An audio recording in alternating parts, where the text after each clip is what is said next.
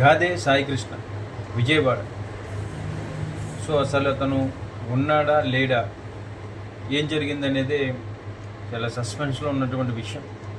అయితే నిన్న అంబటి రాంబాబు గారు ప్రెస్ మీట్ పెట్టి గాదే సాయికృష్ణ గారిని లాకప్ చేసి చంపేసి రాత్రి తీసుకెళ్ళి కృష్ణలంక శ్మశానంలో అతన్ని శరీరాన్ని అంటించేశారని చెప్పేసి అంబటి రాంబాబు గారు మాట్లాడడం జరిగింది.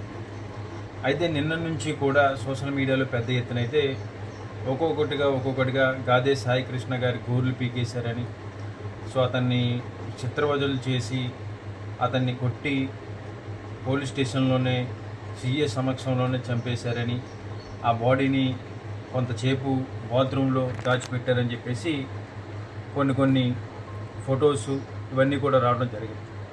సో నిజంగా అతని మీద కొన్ని కేసులు ఉన్నాయని, కొన్ని క్రిమినల్ కేసులు ఉన్నాయని చెప్పేసి కొన్ని ప్రధానమైనటువంటి ఛానల్స్లో రావడం జరుగుతుంది. నిజంగా మనం ఆలోచించాల్సింది ఏంటంటే, అతని మీద రౌడీ షీట్ ఉన్న ఏది ఉన్నప్పటికీ కూడా అతనికి చట్టపరంగా చర్యలు తీసుకొని అతన్ని చట్టం ముందు నిలబెట్టి చట్టపరంగా పోలీసులు వ్యవహరించాలి. కానీ ఈరోజు పోలీసు గురించి తలుచుకుంటా ఉంటేనే నిజంగా భయమేస్తాం. నిజంగా ఆ ఫోటోలు కనిపిస్తూ ఉన్నాయి, గోర్లు పీకేసి ముఖమంతా కూడా కమిలిపోయినట్టు, కాళ్ళన్నీ కూడా ఉబ్బిపోయినట్టు ఆ విధంగా కొన్ని ఫోటోలు కనిపిస్తూ ఉన్నాయంటే నిజంగా భయం వేస్తాం. పోలీసులు అసలు ఎవరి కోసం పనిచేస్తూ ఉన్నారు ఏంటనేదే క్వశ్చన్ మార్క్గా కనబడుతూ ఉంది. ఎందుకంటే అతను ఏం చేసినప్పటికీ కూడా మనకంటూ ఒక సిస్టమ్ ఉంది. ఆ సిస్టమ్ మీద గౌరవంగా మనం అందరం కూడా బాధ్యతగా ఉంటాం. అతను చేసినటువంటి తప్పు ఏదైనప్పటికీ కూడా ఖచ్చితంగా అతన్ని చట్టం ముందు నిలబెడితే ఖచ్చితంగా అతనికి శిక్ష అనేది ఏదైనా సరే అతను చేసి ఉంటే ఖచ్చితంగా ఆయనకి ఎదురు. ఆయన ఈరోజు నిజంగా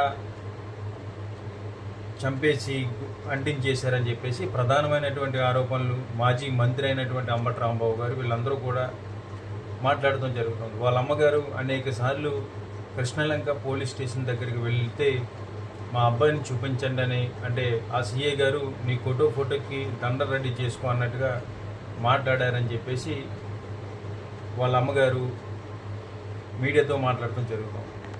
సో ఈరోజు వాళ్ళ మేనమామలు వీళ్ళందరూ కలిసి ప్రెస్ మీట్ పెట్టి గాదే సాయికృష్ణ గారి గురించి మాట్లాడుతూ అక్కడ ఉన్నటువంటి ఒక పార్టీకి సంబంధించినటువంటి ఇన్ఛార్జి వచ్చి సాయికృష్ణ ఇక వస్తాడో రాడో తెలీదు, సీఏ మన కొలపోడే కనుక రేపొద్దున మనకి ఏ విషయంలో అయినా సరే ఉపయోగపడతాడని చెప్పేసి దీన్ని రాజీ చేసుకుందాం, సీఏ మనకి ముందు ఉపయోగపడతాడనే విధంగా మాట్లాడితే వాళ్ళ మేనమామలు వాళ్ళ కుటుంబ సభ్యులు గెట్అవుట్ అని చెప్పేసి ఆ ఇన్ఛార్జిని కూడా గెట్టేయడం జరిగిందండి.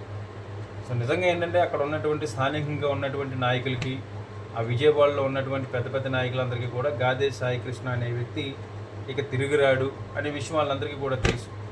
కానీ ఎవరిని కాపాడడానికి ఈ డ్రామాని ప్లే చేస్తూ ఉన్నారనేది కనపడుతుంది.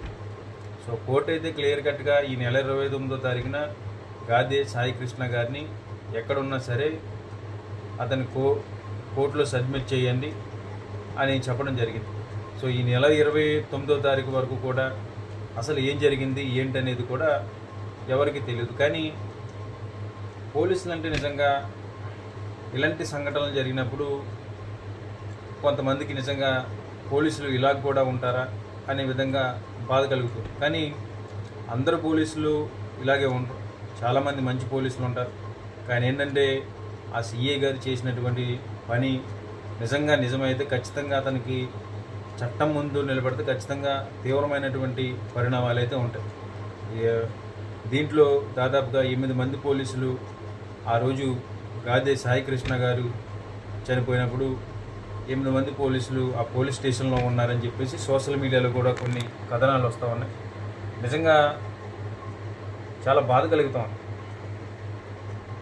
ఈ సమాజంలో లా అండ్ ఆర్డర్ని కాపాడాల్సినటువంటి వాళ్ళు సిస్టమ్ మీద రెస్పెక్టు ఉండి సిస్టమ్ మీద పోలీసులు ఉన్నారు కదా అని వాళ్ళ వైపు పరుగులెట్టేటటువంటి అత్యంత సామాన్యమైనటువంటి కుటుంబాల్లో ఉన్నటువంటి ప్రజలందరూ కూడా ఇలాంటివి చూసినప్పుడు పోలీసులు ఇలా కూడా ఉంటారనేదే కొంచెం ఈ విషయం చూసినప్పటికీ చాలా బాధ కలుగుతుంది చాలామంది. సో చూడాలి ఇంకా మీదట గాదే సాయి కృష్ణ గారు అసలు ఏం జరిగింది ఏంటి, అతన్ని ఎలా చంపారనే విధానం అన్నీ కూడా తొందరగా ఒక్కొక్కటి కూడా బయటకు వచ్చే అవకాశాలు కనపడతా ఉన్నాయి.